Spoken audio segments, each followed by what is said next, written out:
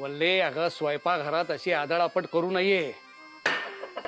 घरातल्या अन्नपूर्णेच्या मनातलं प्रेम, तिच्या मनातले विचार हे सगळं पदार्थांच्या चवीत उतरत असतं.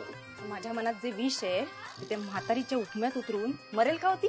अगं एकदा उडालेली तारांबळ तुला पुरेशी नाही का झाली? बघताय ना तुम्ही आप्पा, हॉटेलात कशी ऑर्डर सोडतात तशी ऑर्डरही सोडतीये म्हातारी. एकदा काय चूक झाली म्हणून आयुष्यभर छळणार आहे का ती आता? चूक नव्हती ती, गुन्हा होता तो. कुठून तुला ही दुर्बुद्धी झाली देव जाणे. हो ना आप्पा, कुठून मला दुर्बुद्धी सुचली आणि त्या म्हातारीच्या खोलीला कडी लावली असं झालंय मला. वल्ले वल्ले बोंबलत बस, तू मेलीस ना तर मी दारू उघडणार नाहीये. तुम्ही सगळे गेला होतात ना, बोंबलत होती म्हातारी खूप वेळ. मला ऐकू येत होतं पण मी काय लक्ष दिलं नाही. मी दार पण उघडलं नाही. बहुतेक नेमकी त्याच वेळी ती बेशुद्ध पडली असं वाटतंय मला. हे सगळं रामायण घडलं आणि भाऊजींनी वचन दिलं मी लग्न करणार म्हणून. सगळा प्लॅनच फिसकटलाय.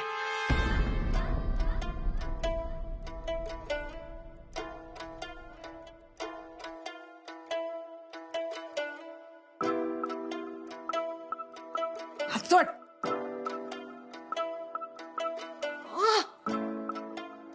सचिन हात दुखतोय माझा.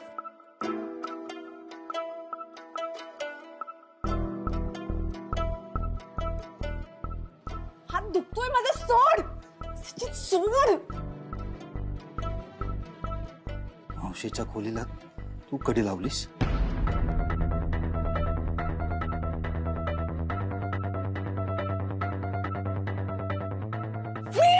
सचिन मी सांगत होतो की मी ठरवलंय की आता मी सचिनसाठी, माझ्या कुटुंबासाठी, त्यांच्या मदतीसाठी नेहमी असेन, पण त्यांना माझी मदत लागली तरच.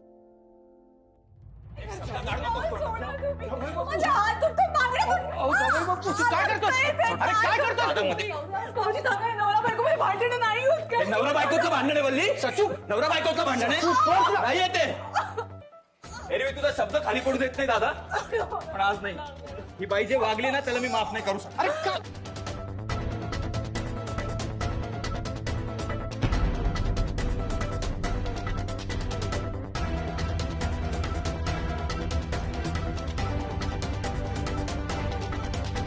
त्यासाठी काय शिक्षा देऊ तिला? आज या बाईला माफ करणार नाही. सचू बायको आहे तुझी, बाई म्हणतोस तिला? तिच्या थराला उतरले ना दादा, तेच शब्द वापरले पाहिजेत तिच्यासाठी. काही म्हण, तुम्ही हिला माफ करणार नाही. जावई बापू, काय करताय तुम्ही? समोर तिची ही अवस्था करताय तुम्ही. काय करू? तिचे वागले त्याच्यासाठी काय शिक्षा देऊ तिला? खरं तर ना 2 थोबाडीत मारून बाहेर काढायची इच्छा होती. दादा मध्ये पडू वापस. जावई बापू, सचू दादा मध्ये पडू. सचू दादा नाही. सचू, सचू सोड तिला. सचू दादा नाही. सचू, सचू सोड.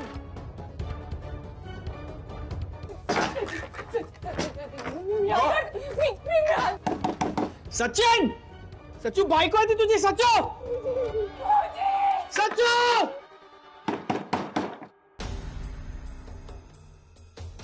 सचिन, थांब बोलली. आई आपण निघूया. अनामिका, तू घरचीच आहेस. तुला सौरभ का बदलला असा नेहमी प्रश्न पडतो ना, बघच तू आता. सचिन,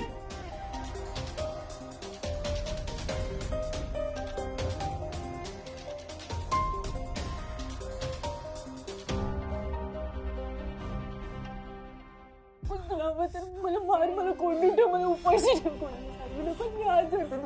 तुला हवं तसं वागायचं, पण मी कोणाला काही सांगायचं नाही. का? तर हे सगळं करून सुद्धा तुला ताठ मानेने या घरात राहायचं म्हणून. किती नीच असशील का तू? हात सोड माझा. वल्ली माझा हात सोड. वल्ली हात सोड. सचिन नको, ऐक तू जा.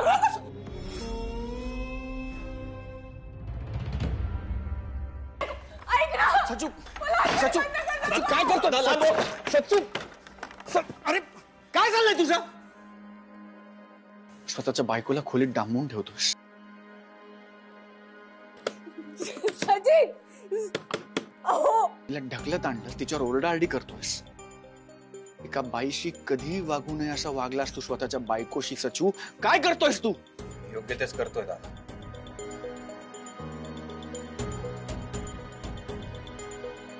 तुझं हे वागणं योग्य वाटतंय तुला? बरोबर वागतोस तू?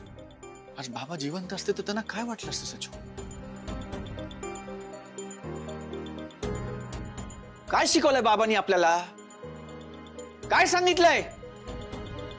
ज्या घरात घरच्या स्त्रीचा सन्मान होतो त्याच घरात परमेश्वराचा वास असतो. स्वतःच्या बायकोला असं फरफटत आणलंस, 4 लोकांसमोर तिला अदवा तद्वा बोललास, धक्काबुक्की केलीस, तिला खोलीत डांबून ठेवलंस, तिच्या हाताला धरलंस, तिच्या हातातनं रक्त आलं, तिच्या बांगड्या तुटल्या. असं वागताना काहीच वाटत नाही तुला? सगळं करेन मी, सगळं करेन मी, सगळं सहन करेन. या घरासाठी राबेल मी. मला इकडनं बाहेर काढा भाऊजी, बघ कशी गायब करते. बाहेर काढा. अरे सचू, ती इतकी गयावया करते आणि तुला काहीच फरक पडत नाहीये? नाही पडत फरक सचू, खरंच फरक पडत नाही अरे. कारण हिला आपल्या भावनांची काही देणं घेणं नाहीये दादा.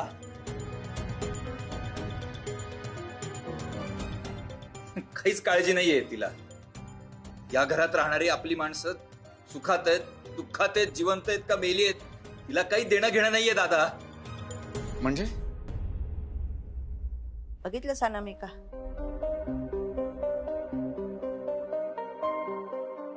ही आहे वल्ली.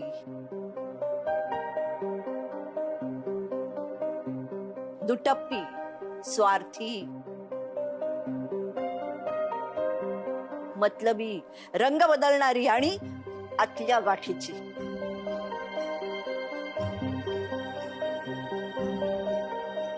आणि तो सौरभ, समोरच्या माणसाच्या चांगल्याच गोष्टींकडे त्याचं लक्ष असतं, वाईटाकडे कायम पाठ फिरवून उभा असतो.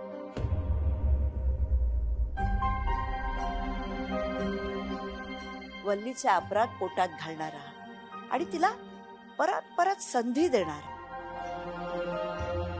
तिला कितीही संधी दिली ना तरी प्रत्येक संधीची तिने मातीच केली आहे.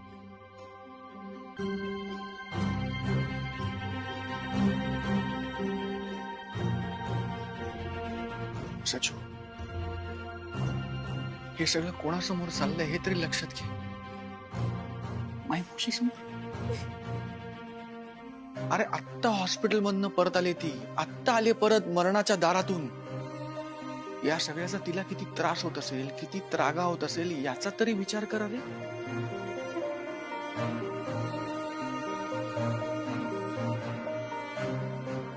नाही, मी हे नाही बघू शकत दादा. भाऊजी, भाऊजी मला बाहेर काढा.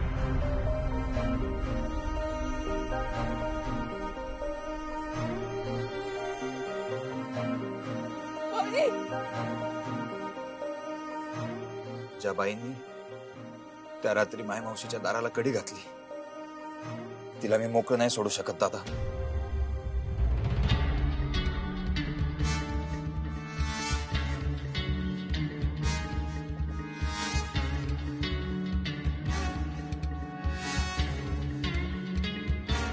काय म्हणालास तू? त्या रात्री माय मावशीच्या दाराला वल्लीनी कडी लावली होती बाहेर.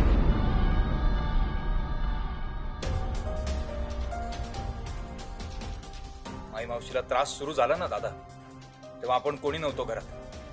तिने वल्लीला हाका मारल्या, त्या वल्लीने ऐकल्या तरी सुद्धा तिने दार नाही उघडलं.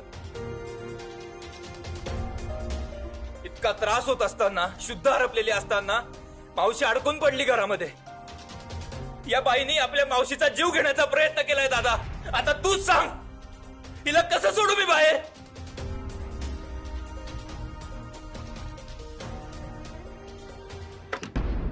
भाऊजी,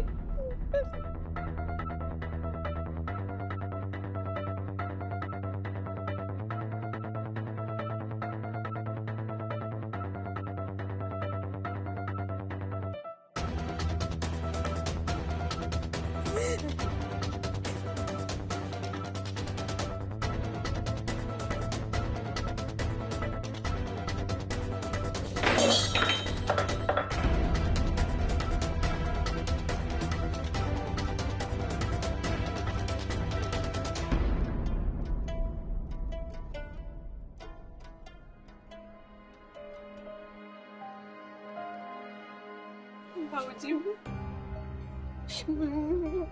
पुन्हा असं नाही करणार. तुम्ही यांना सांगत नाही. वल्ली, तू आजपर्यंत जितके वेळा जितके पैसे मागितलेस मी तुला निमूटपणे काढून दिले.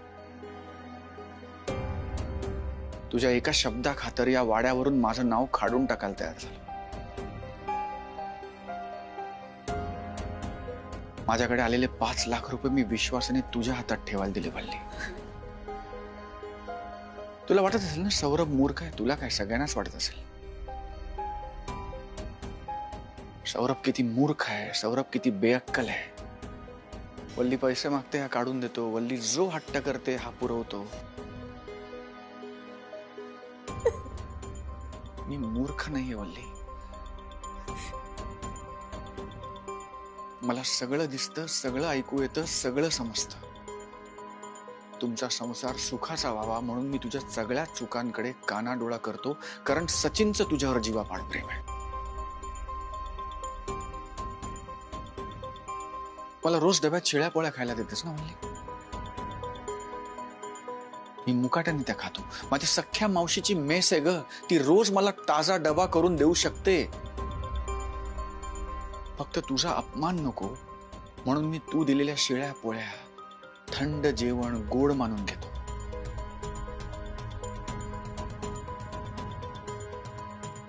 आणि आज तू त्याच मावशीच्या जीवावर उठलीस.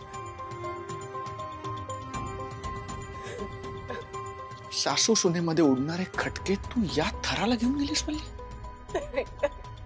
आज माझ्या माई मावशीला काही झालं असतं तर.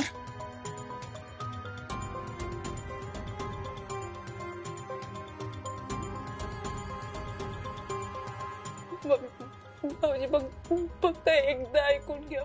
नाही ऐकून घेणार. मी हात जोडते तुमच्या समोर. मला इकडनं बाहेर काढा.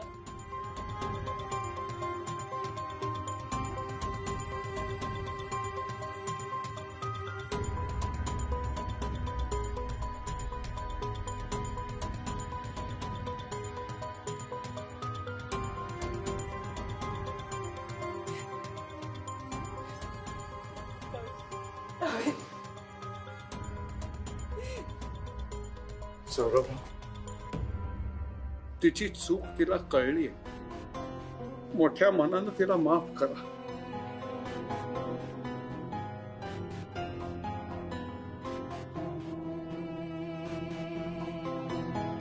आप्पा, तुरुंगाच्या गजांपेक्षा खिडकीच्या गजाआड बरी.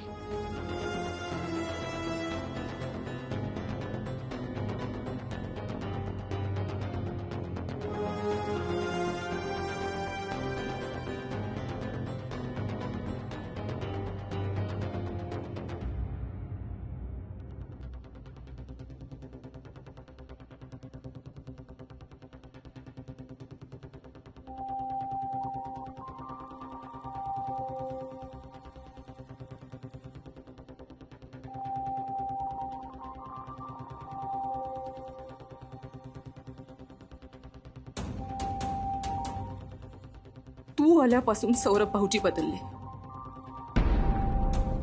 तू आल्यापासून माझ्या आयुष्याची वाट लागली. काही वाटेल ते झालं तरी तुला या वाड्यात मी येऊ देणार नाही. आज तुला मान असेल आणि मी असेन या गजाळ, पण पुष्पवल्ली हलक्यात घेण्याची गोष्ट नाहीये.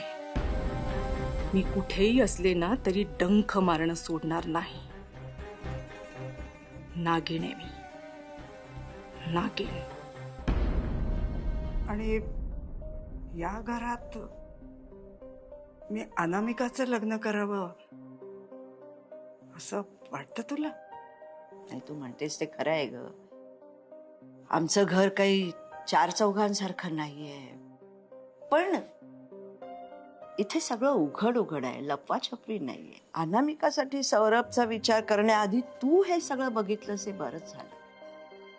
नाही, आणि कसं आहे ग, ही वल्ली पाताळ यंत्री आहे, पण माझा सौरभ खूप संयमी, मायाळू आणि जीव लावणार आहे ग. जसं झालं इथे मला. अगं अनामिका किती साधी, किती प्रेमळ मुलगी आहे माहितीये का. बरोबर, पण मला खात्री आहे ती तितकीच खमकी आहे. ती ना या वल्लीला चांगली पुरून उरेल बघ. अगं पण या बाईने तुला तुझ्याच घरात बंद केलं होतं, हे माहिती होतं तुला? अगं बाई, मी पुढे मुकी बहिरी आंधळी झाले ना, तर माझ्याकडे असं जर काही घडलं तर मला बघावं लागणार नाही. हे सगळं वल्लीनच केलंय, एवढी मी तिला ओळखते ग. अगं मग हॉस्पिटलमध्ये सांगायचंच ना हे सगळं. आता तिच्या नवऱ्याला कळलं ते बरं झालं, नाही तर ही अशीच तोरा मिरवत राहिली असती. अगं गेंड्याच्या कातडीची आहे ग ती म्हणजे. आणि वल्लीने हे सगळं केलं, माझ्या पोरांना कळलं असं ना, त्यांना फार वाईट वाटलं असतं. फार हळवी पोरं आहेत ग माझी.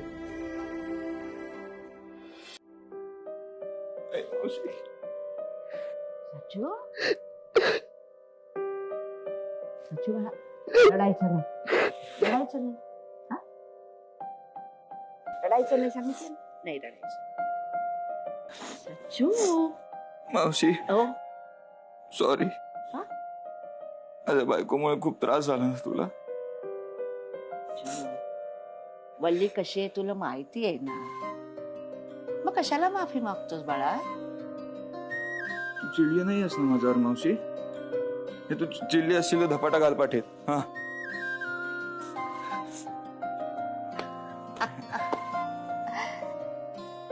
ही शाबासकी आहे तुला. तू तिला शिक्षा दिलीस ना, म्हणून कुणीतरी चांगलं खडसवायलाच हवं होतं तिला. बरं चला, या असल्या गोष्टींसाठी उगीच दांड्या मारायच्या नाहीत बरं का. नवीन नोकरी आहे ना तुझी. चला निघा, आटपा.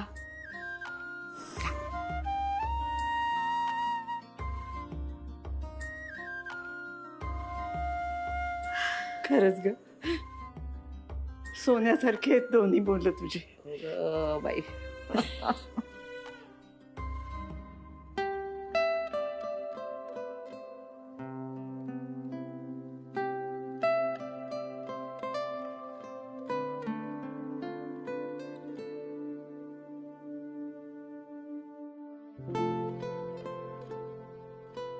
वल्लीला असं खोलीत कोंडून ठेवणं तुझ्या स्वभावाच्या अगदी विरुद्ध आहे ना बड्या.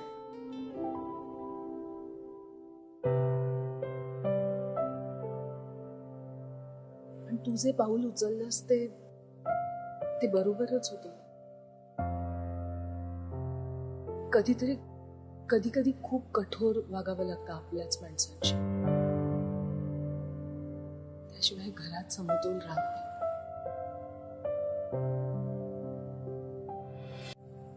मी इतक्या वर्षात सचूला वल्लीशी असं वागताना कधीच बघितलं नाही.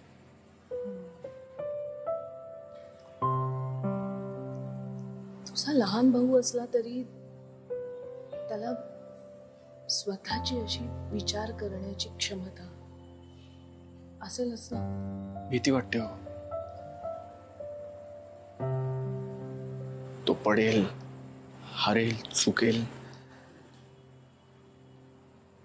अच्छा. आणि राधाच्या बाबतीत कुणीतरी मला सांगत होतं की तिलाच तिच्या चुका कळते.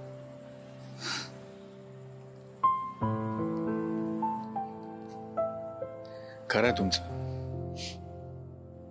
राधा चुकत असली तरी तुम्ही तिच्या वाटचे निर्णय घेत नाही. मलाही तसंच करायला पाहिजे. सचूला त्याचं स्वतःचं असं स्वतंत्र आयुष्य आहे, स्वतःचे विचार आहेत, हे समजायला पाहिजे मला. आणि आता तूही तुझ्या आयुष्याचा विचार करतोयस, हे फार बरं.